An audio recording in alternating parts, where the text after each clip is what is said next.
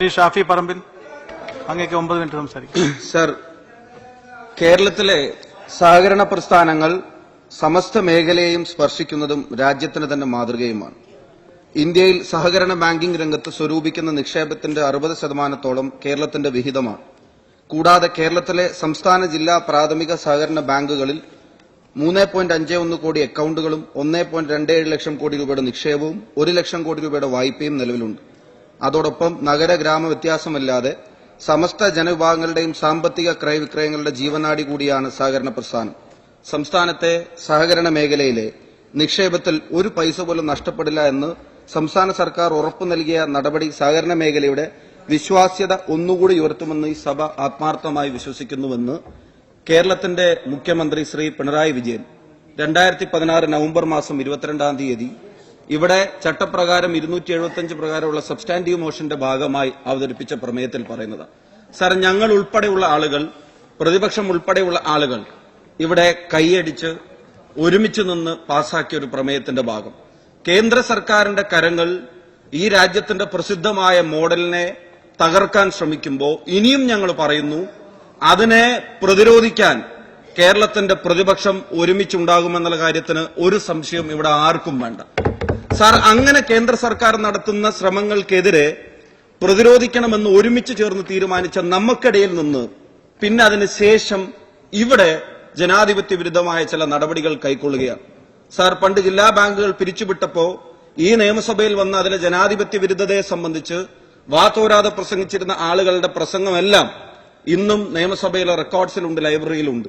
അതൊക്കെ ജീവനോടെ നിലനിൽക്കെ തന്നെ ഇത്രയും ജനാധിപത്യ വിരുദ്ധമായ ഒരു നടപടി, അതും കേന്ദ്ര സർക്കാരിനെതിരെ പ്രതിഷേധം രേഖപ്പെടുത്തുന്ന കാര്യത്തിൽ ഈ പ്രതിപക്ഷത്തിന്റെ കൂടെ പിന്തുണ, ഈ ജില്ലാ ബാങ്കുകളുടെ കൂടെ പിന്തുണ, കേരളത്തിലെ 14 ജില്ലാ ബാങ്കുകളും അന്ന് നടന്ന സമരങ്ങളിൽ രാഷ്ട്രീയ വ്യത്യാസമില്ലാതെ നോട്ട് നിരോധനത്തിന്റെ കാര്യത്തിൽ ഒരുമിച്ച് നിന്ന് കേരളത്തിന്റെ എല്ലാ ഹെഡ്ക്വാർട്ടേഴ്സുകളിലും ജില്ലാ ഹെഡ്ക്വാർട്ടേഴ്സുകളിലും ഒരുമിച്ച് ആ ജനാധിപത്യ വിരുദ്ധതയ്ക്കെതിരെ സമരം നടത്തിയതിനു ശേഷം, ആ കാര്യം നടന്നതിന് ശേഷം ഇപ്പോ അവിടെ നിന്ന് കോൺഗ്രസിന്റേതായ ആളുകളെ മുഴുവൻ പിരിച്ചുവിടുന്നതിന് വേണ്ടി നടത്തുന്ന ജനാധിപത്യ വിരുദ്ധ സമീപനങ്ങൾക്ക് ഞാൻ ഒരു കാര്യം ബഹുമാനപ്പെട്ട മന്ത്രിയോട് പറയുന്നു. കേരളത്തിൽ സമ്പൂർണ്ണ വൈദ്യുതീകരണത്തിന് വേണ്ടി തുടക്കം കുറിച്ച അങ്ങ് ഇവിടെ കേരളത്തിന്റെ സഹകരണ മേഖലയുടെ ഒടുക്കം കുറിക്കുന്ന നടപടികളിലേക്ക് പോകരുത് എന്നാണ് വിനീതമായി ഞങ്ങൾക്ക് ഇവിടെ സൂചിപ്പിക്കാനുള്ളത്. തീർച്ചയായിട്ടും അങ്ങയുടെ കൈകളിൽ ഇതിന്റെ രക്തക്കറ, ഇതിന്റെ പാപക്കറ ഉണ്ടാവാൻ പാടില്ല. സാർ, ഈ ജനാധിപത്യ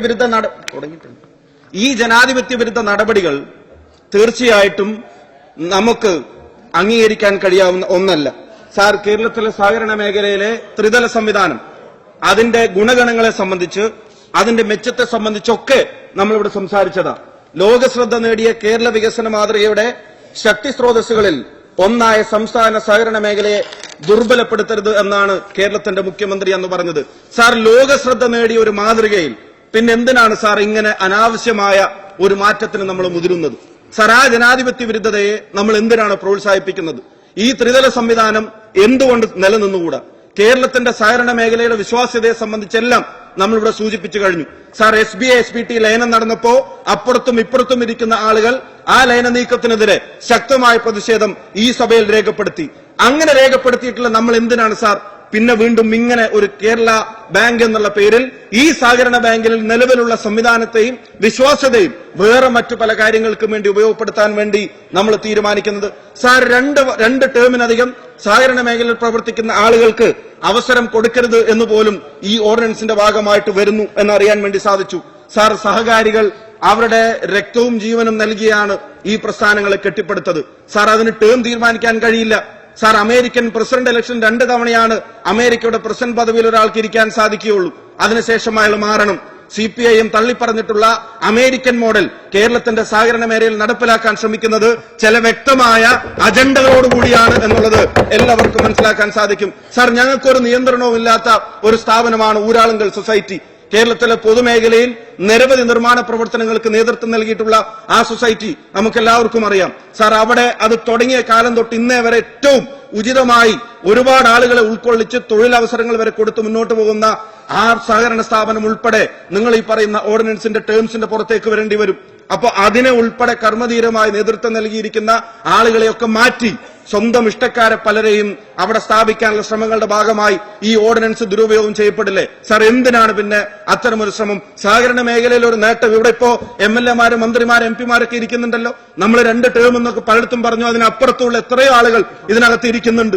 എത്രയോ ആളുകൾ കേരളത്തിന്റെ മുഖ്യമന്ത്രിയായിരുന്ന, കേരളത്തിന്റെ പ്രതിപക്ഷ നേതാവായിരുന്ന, അതുപോലെ തന്നെ ഇപ്പോ കേരളത്തിന്റെ ഭരണപരിഷ്കാര കമ്മീഷൻ ചെയർമാനിൽ ക്യാബിനറ്റ് പദവി പോലും കൊടുത്തിട്ട് നമ്മളിവിടെ ആളുകളെ കൊണ്ട് നിർത്തുന്നില്ലേ സാർ? അതുപോലെ സഹകരണ മേഖലയിൽ എത്രയോ വർഷങ്ങളായി ഇന്ന് ബഹുമാനപ്പെട്ട കൃഷ്ണൻകുട്ടിയേട്ടൻ ഇവിടെ പ്രസംഗിച്ചത്, ബഹുമാനപ്പെട്ട അംഗം ചിറ്റൂരംഗം പ്രസംഗിച്ചത് ഞങ്ങൾ കേട്ടു.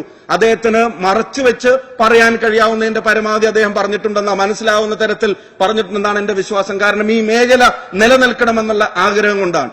സാർ, അങ്ങ് ഈ ഒരു ശ്രമത്തിൽ നിന്ന് പിന്മാറണം. കാരണം സഹകരണ ബാങ്കിന്റെ സംസ്ഥാന അധ്യക്ഷ പദവിയിൽ ഇരുന്നിട്ടുള്ള ഒരാൾ പിന്നീട് മന്ത്രിയായിരിക്കുമ്പോ ആ ബാങ്കിന്റെ പ്രത്യേകതകളും അതിന്റെ പ്രാധാന്യവും അറിയാവുന്ന ഒരാളിൽ നിന്ന് ഇത്തരമൊരു നടപടി ഒരാളും പ്രതീക്ഷിക്കുന്നതല്ല.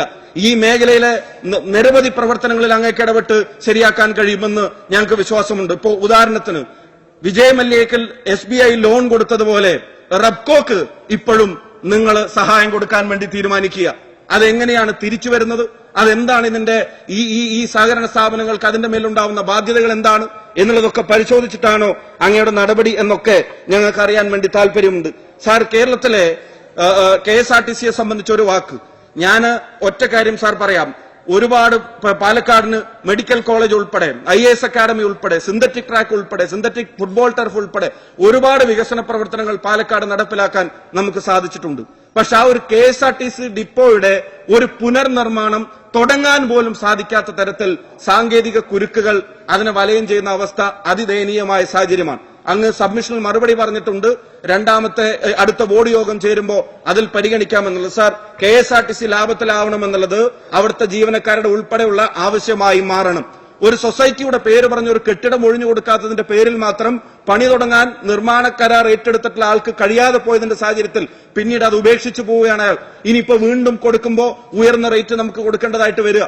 അപ്പൊ KSRTC നിലനിൽക്കണം, ലാഭത്തിലാക്കണം എന്നുള്ളത് മന്ത്രിയോ ടോപ്പ് മാനേജ്മെന്റോ മാത്രം വിചാരിച്ചാൽ പോലെ അതിന്റെ കൂടെ പ്രവർത്തിക്കുന്ന എല്ലാവരുടെയും ഒരാഗ്രഹമായി അത് മാറണം. തീർച്ചയായിട്ടും അത് പാലക്കാട്ടെ KSRTC സ്റ്റാൻഡിന്റെ നിർമ്മാണ പ്രവർത്തനങ്ങൾ അടിയന്തരമായി തുടങ്ങാനുള്ള നടപടികൾ അങ്ങയുടെ ഭാഗത്തുണ്ടാവണമെന്ന് ഞാൻ വിനീതമായിട്ട് അഭ്യർത്ഥിക്കുകയാണ്.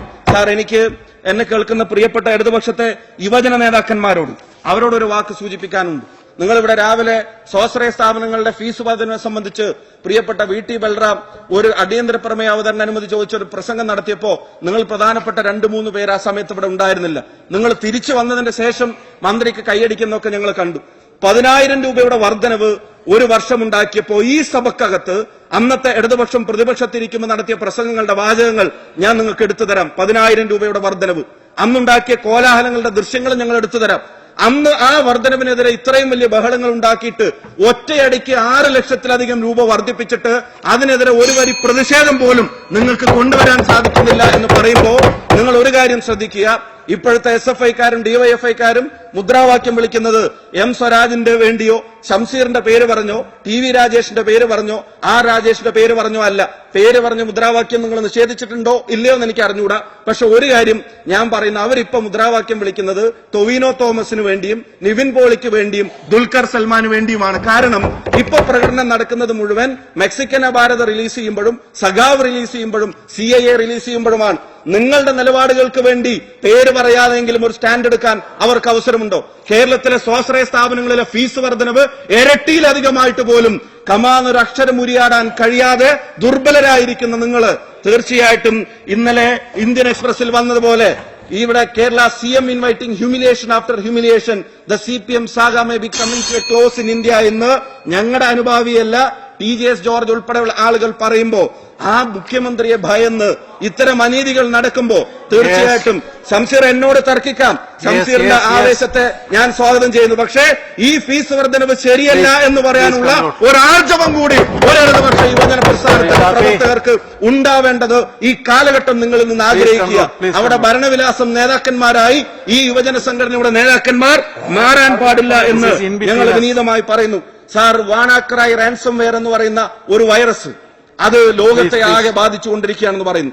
സാർ, ആ ബാധിക്കുന്ന വൈറസ് കേരളത്തിലെ ഗവൺമെന്റായി കേരളത്തിലും ബാധിച്ചുകൊണ്ടിരിക്കുക. സാർ, നിങ്ങൾ പ്രതീക്ഷിച്ചിരുന്നോ കേരളത്തിലെ മുഖ്യമന്ത്രിക്ക്, സാർ ഞാൻ അവസാനിപ്പിക്കുക, കേരളത്തിലെ മുഖ്യമന്ത്രിക്ക് ഇത്രയും ഉപദേശികളുടെ ആവശ്യം വരുമെന്ന് നിങ്ങൾ ധരിച്ചിരുന്നോ? കേരളത്തിന്റെ ഏറ്റവും സീനിയറായ ഒരു പൊളിറ്റീഷ്യൻ ഒരു സ്റ്റേറ്റ് ഭരിക്കുമ്പോൾ ഇത്രയും ഉപദേശകർ ചുറ്റുവട്ടത്തുണ്ടെങ്കിൽ മാത്രമേ ഈ സ്റ്റേറ്റിന്റെ അഡ്മിനിസ്ട്രേഷൻ നടത്താൻ സാധിക്കുകയുള്ളൂ. നിങ്ങൾ ധരിച്ചിരുന്നോ MK ദാമോദരന്റെ കേസിൽ ഇങ്ങനെ ഒരു തിരിച്ചടി ഗവൺമെന്റിനുണ്ടാവുന്നു? നിങ്ങൾ ധരിച്ചിരുന്നോ EP ജയരാജൻ എന്ന മന്ത്രി ഈ ഗവൺമെന്റ് അധികാരമേറ്റ് മാസങ്ങൾക്കുള്ളിൽ രാജിവെച്ചൊഴിയേണ്ടി വരുമെന്ന്? നിങ്ങൾ ധരിച്ചിരുന്നോ AK ശശീന്ദ്രൻ എന്ന ഒരു മന്ത്രിക്ക് ഈ ഗവൺമെന്റിന്റെ കാലഘട്ടത്തിൽ സ്ഥാനം നഷ്ടപ്പെടുമെന്ന്? സാർ, നിങ്ങൾ വിചാരിച്ചതുപോലെയാണോ ഈ ഗവൺമെന്റ്? ഇടതുപക്ഷത്തെ യുവജന വിദ്യാർത്ഥി നേതാക്കന്മാർ ഉൾപ്പെടെ ഞാൻ ചോദിക്കുന്നു, ഇടതുപക്ഷം വന്നാൽ എല്ലാം ശരിയാകുമെന്നവർ. സാർ, ഞാൻ അവസാനിപ്പിക്കുക, 2 മിനിറ്റ് എല്ലാവരും കൂടുതൽ എടുത്തിട്ടുണ്ട്, ഞാൻ അവസാനിപ്പിക്കുക. നിങ്ങൾ ധരിച്ചിരുന്നോ ജിഷ്ണു പ്രണോയുടെ കേസ് ഈ ഗവൺമെന്റ് ഇങ്ങനെയാണ് കൈകാര്യം ചെയ്യുക? സാർ, നിങ്ങൾ ധരിച്ചിരുന്നോ മഹിജയെ പോലെ ഒരു അമ്മ ഈ തിരുവനന്തപുരത്ത് വരുമ്പോ കേരളത്തിലെ പോലീസ് ഇങ്ങനെയാണ് അവരെ കൈകാര്യം ചെയ്യുക എന്ന്? സാർ, നിങ്ങൾ ധരിച്ചിരുന്നോ കേരളത്തിലെ ഗവൺമെന്റ് ഈ 11 മാസക്കാലങ്ങൾക്കുള്ളിൽ സുപ്രീം കോടതിയുടെ മുമ്പിൽ പോയി സാഷ്ടാംഗ പ്രണാമം നടത്തി 25,000 രൂപ പിറ്റേ ദിവസം ഇവിടെ വന്നിട്ട് DGP സെൻകുമാറിന്റെ സല്യൂട്ട് പിണറായി വിജയൻ സ്വീകരിക്കേണ്ടി വരുമായിരുന്നെന്ന് നിങ്ങൾ ധരിച്ചിരുന്നോ? സാർ, മൂന്നാറിലെ കേസ്, സാർ അതുപോലെ തന്നെ ലോ അക്കാദമിയിലെ കേസ്, സാർ ഉപദേശകന്മാരുടെ കോടതിയിൽ ഫൈൻ. സാർ, ഞാൻ അവസാനിപ്പിക്കുന്നു, അരുവില അതുപോലെ തന്നെ ക്രമസമാധാനം. സാർ, സ്ത്രീ സുരക്ഷയുടെ പേര് പറഞ്ഞ അധികാരത്തിൽ വന്ന ഒരു ഗവൺമെന്റിന്റെ കീഴെ വാളയാറിൽ ഒരു വീട്ടിലെ 2 പെൺകുട്ടികൾ 52 ദിവസത്തിനകത്ത് കൊല്ലപ്പെട്ടത് പോലീസിന്റെ വീഴ്ചയുണ്ടെന്ന് ഭരണപരിഷ്കാര കമ്മീഷന്റെ ചെയർമാൻ കേരളത്തിലെ ജനങ്ങളുടെ മുമ്പാകെ പറയേണ്ടത് കേൾക്കേണ്ടി വരുമായിരുന്നു. സാർ, പ്രതിപക്ഷം എല്ലിനോ ആവരുത് എന്ന് പ്ലീസ് അവസാനിപ്പിക്കട്ടെ. പ്രിയപ്പെട്ട മുല്ലക്കര പറഞ്ഞത് ഞങ്ങളോട് മാത്രമല്ല, പ്രിയപ്പെട്ട മുല്ലക്കര പറഞ്ഞത് ഞങ്ങൾക്കറിയാം ആരോഗ്യമാണെന്ന്. കേരളത്തിന്റെ മുഖ്യമന്ത്രിക്ക് മുതലാളിയുടെ ശൈലിയാണ് എന്ന് പറഞ്ഞത് പ്രിയപ്പെട്ട ശ്രീ കാനം രാജേന്ദ്രനാണ്. അതുകൊണ്ട് പ്രതിപക്ഷത്തെ മാത്രം അങ്ങ് ഈ കാര്യങ്ങൾ കിഫ്ബി തട്ടിപ്പാകുമെന്നൊരു മന്ത്രി പറയുമെന്ന് നിങ്ങൾ പ്രതീക്ഷിച്ചിരുന്നോ? ശിവസേനയ്ക്ക് മോറൽ പോലീസിംഗിന് പോലീസ് കൂട്ടുനിൽക്കുമെന്ന് പ്രതീക്ഷിച്ചിരുന്നോ? മഹാരാജാസിലെ കോളേജിലെ അക്രമത്തിൽ ഉപയോഗിക്കുന്ന ആയുധങ്ങൾ മുഴുവൻ അത് വാർക്കപ്പണിക്കാരുടെ പണിയായുധങ്ങളാണെന്ന് രാജാവേ എന്ന് കേരളത്തിന്റെ മുഖ്യമന്ത്രി പറയുന്ന അവസ്ഥ ഉടനുണ്ടാവുമെന്ന് നിങ്ങൾ പ്രതീക്ഷിച്ചു. അതുകൊണ്ട് 11 മാസത്തെ പ്രോഗ്രസ് റിപ്പോർട്ട് എടുക്കുമ്പോ സാർ, നിങ്ങൾ വിചാരിക്കുന്നത് പോലെ എവറിത്തിങ് ഇസ് നോട്ട് സേഫ്, എല്ലാം ശരിയായിരുന്നു. Please conclude. Yes please. എന്താണിത്? 4 മിനിറ്റായിന്ന്. ഇല്ല, അങ്ങനെ പോകാൻ പറ്റില്ല. പ്ലീസ്.